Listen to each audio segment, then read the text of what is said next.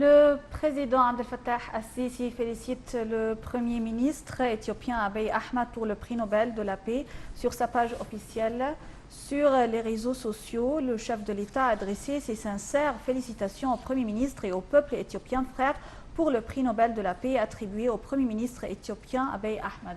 Le président a qualifié cela de nouvelle victoire pour notre continent noir qui aspire à la paix et vers la réalisation de la stabilité et du développement, souhaitant la poursuite des efforts constructifs visant à mettre fin à tous les conflits du continent africain avec la volonté de ses peuples.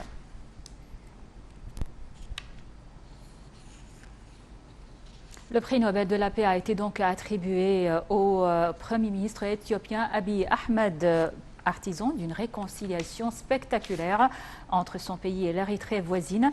Abiy Ahmed est récompensé pour ses efforts en vue d'arriver à la paix et en faveur de la coopération internationale, en particulier pour son initiative déterminante visant à résoudre le conflit frontalier avec l'Érythrée, a déclaré la présidente du comité Nobel norvégien.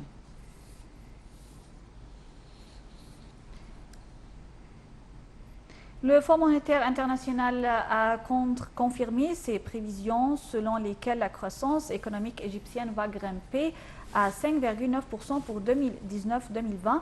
Dans son rapport publié aujourd'hui sur la performance de l'économie égyptienne, le FMI a revu à la baisse sa prévision sur le taux d'inflation pour le même exercice financier de 10,7% à 9,6% grâce à l'amélioration des indices économiques et de la morale des investisseurs et à la reprise des secteurs du tourisme et de la production du gaz naturel. L'institution financière a également prévu que l'inflation baissera à 7,4% en 2020-2021. Le FMI a par ailleurs prévu que l'économie égyptienne allait marquer une croissance économique de 6% à moyen terme. Le recul à 70% de la dette publique en 2024 a été également prévu par le Fonds monétaire international.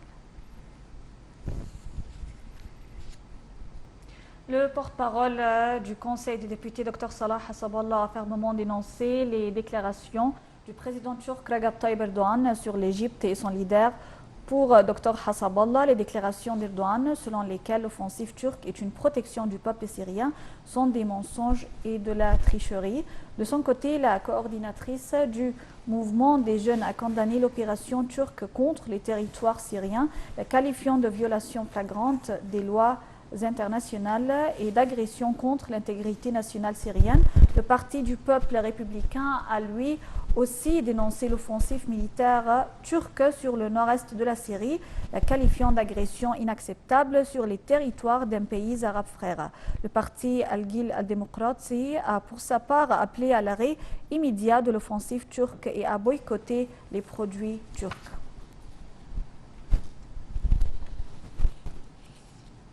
Et toujours concernant le même dossier, le président russe a dit craindre que l'opération anti-milice kurde de l'armée turque dans le nord de la Syrie provoque une résurgence du groupe terroriste Daesh dans toute la région.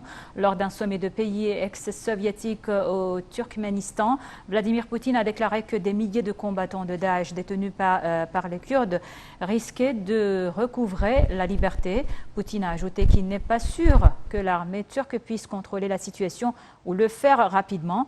Parallèlement, le président du Conseil européen, Donald Tusk, a assuré que l'Union européenne n'accepterait pas le chantage du président turc qui a menacé d'envoyer en Europe des millions de migrants face aux critiques de l'offensive turque en Syrie. À la suite d'une rencontre avec le président chypriote, Donald Tusk a déclaré que la Turquie devait comprendre que leur action pouvait mener à une nouvelle catastrophe humanitaire.